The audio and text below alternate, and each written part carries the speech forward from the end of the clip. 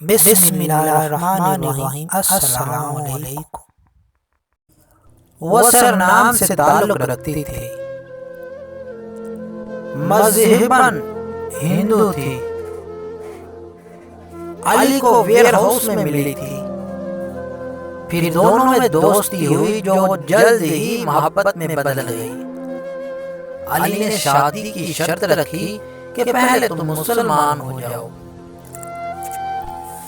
اسے اپنے مذہب سے کوئی لگاؤ تو تھا نہیں، اس لیے فوراً اسلام قبول کرنے پر راضی ہو گئی۔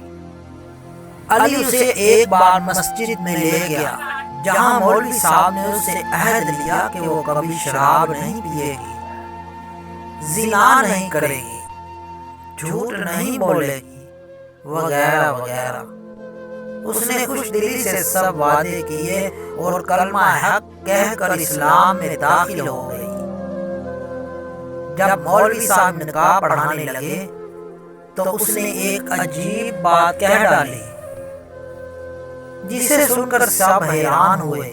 کہنے لگی، مولوی صاحب رکو، پہلے علی کو تو مسلمان کر دو۔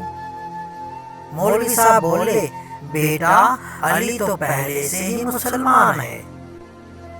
وہ حیرانی سے کہنے لگی، لیکن آپ نے جو مجھ سے نہ کرنے کے لیے کہا وہ سب تو علی کرتا رہا ہے، پھر یہ مسلمان کیسے ہوا؟